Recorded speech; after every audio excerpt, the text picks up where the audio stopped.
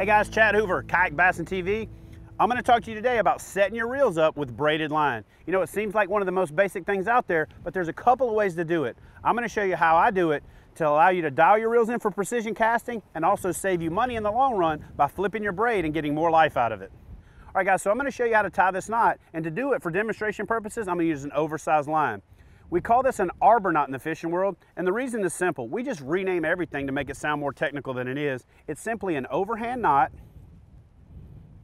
at the end of your line, and then you make another overhand knot over the line to create what's commonly called a slip knot, but in the fishing world, we call this an arbor knot. I'm going to use my wrist as the spool and show you exactly how you get started. You take the knot, put it over the line, slide it down.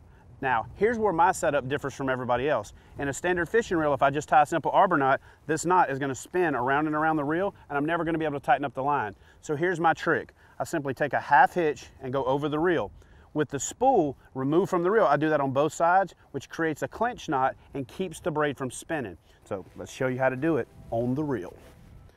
To start with your knot, instead of just doing one overhand knot, you're going to take the tag in through the hole 3 times to give the knot some bulk and to keep it from slipping. Pull that down, and then here's the big trick that you're going to need to do to make this work correctly. Take your clippers and cut your line off and leave about 1/8 to 1/4 of an inch of a tag. And once you do that, take your nail clippers or your line clippers and skin that line so you create a little tuft there. And when you run your line down, that tuft is going to get trapped under there and it's going to help secure the knot. All right, so let me demonstrate this process on a casting reel. You know, on a spinning reel, it's pretty straightforward. You just put the slip knot on the spool, do your half hitch on both sides, and it's really easy because the spool's easy to access. The thing that people have difficulty with the most is a casting reel. On this reel, you simply loosen this up. You're going to pop the side plate open and take your spool out of the reel. Once you take the spool out of the reel, you're going to have to thread your line through the worm gear and out the side of the reel. After you thread your line through and pull it through the side of the reel, you can just sit your reel down on a table, because the important part is how you set the spool up. Like I demonstrated with the oversized line, simply do an overhand knot to create the arbor knot,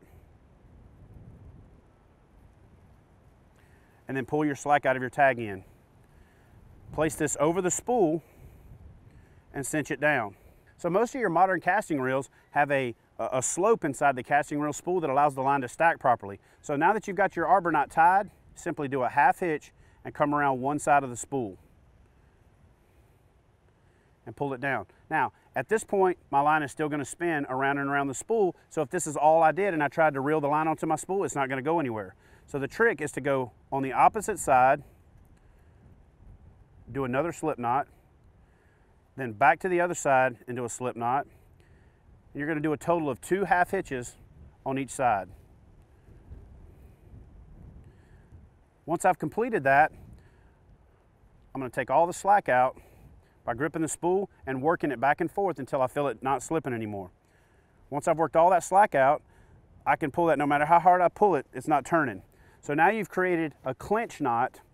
You've pulled all the slack out and your line is tight enough on the spool to wrap it without it spinning. So you're going to simply put your spool back into the reel, wind your line on. You want to stop about 1/8 inch from the edge of the spool. Make sure you stack it evenly. And here's the cool part I was telling you about saving money in the beginning. Now that you've got new braid on the bottom, as your top braid gets old, you can simply run this line to another reel, use the exact same trick on the other side, wind that line on backwards. Now you'll have the old line on the bottom of the new reel and you'll have the new line on top. It saves you a lot of money in the long run when you're fishing with expensive braid.